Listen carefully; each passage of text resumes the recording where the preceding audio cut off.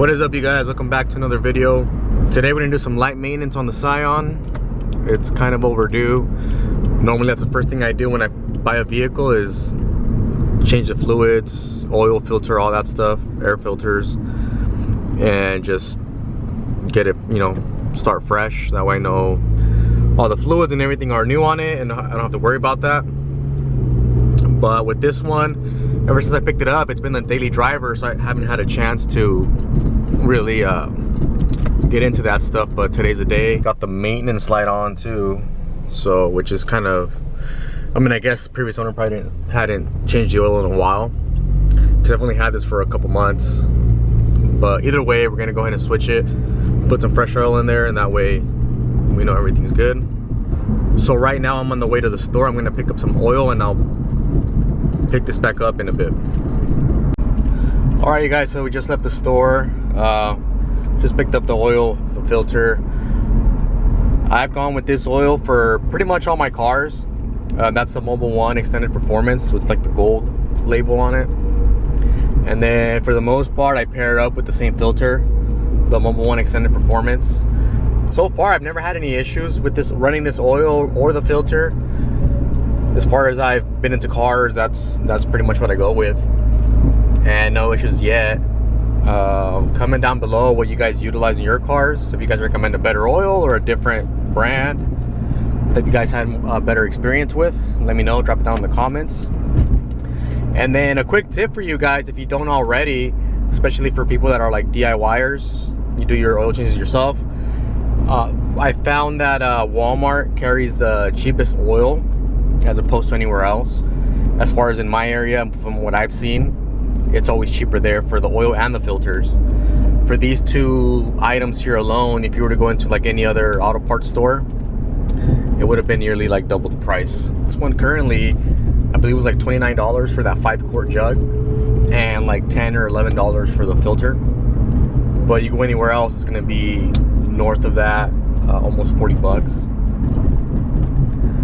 And sometimes they have sales going on, or like rollbacks they call it, and they're on sale for like 26 bucks.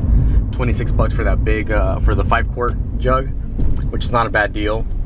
Obviously this car does not take 5 quarts, so I'll have some left over, which is pretty good, because I did notice that this car is burning oil. Not a lot, but it is burning some. So between intervals of switching the oil, I'll just go ahead and top it off, and it should be good for the next oil change. This one I'll try to do it every 3,000 to 4,000 miles and go from there. All right, guys, this is pretty much the setup I've been using for a while. Pretty much it's just the two ramps. I believe they're the Rhino ramps. You can get at any auto parts store, or I think even Walmart has them. You just drive your car up and it gives you the little clearance you need to get down there. And then this is the 16 quart jug to drain the oil into it, and you can go ahead and recycle from there. Either pour it into the 5-quart jugs or take that container itself and get it recycled. It's pretty easy. So I know there's a bunch of videos already online on how to do this. This is going to be a quick one. So it's just, you pop your cap, make sure that it's loose, and open it. Now we can get airflow and it drains quickly. And then also got one of these creepers. Makes it easier to roll in and out of the car, or under the car. Filter wrench, and then a ratchet and a socket, obviously. Like I mentioned before, one of the easier cars to do an oil change on it, simply because the drain plug and the filter are so close to each other, and they're a very easy location. Some of these car makes have like, not Toyota, but there's some like Fords and other makes that they position the oil filter at a very weird angle that makes it hard to do this stuff. But if you have a Scion TC this generation, the first gens, for sure, highly recommend you do it at home, just for the simplicity of it. So I'll try my best with this camera to show you guys, but obviously the front of the car is over here. We're coming down, and right there's a filter, oil filter. The drain plug is right here.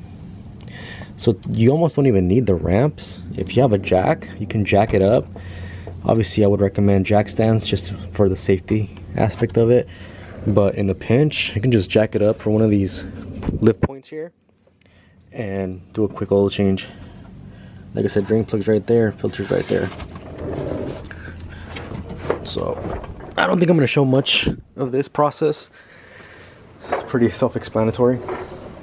Pop the drain plug, drain the oil, cover it up, fill it back up, and there you go. Just make sure the level is where it's supposed to be at, and that's pretty much it. You're done. It should take no longer than 20-30 minutes.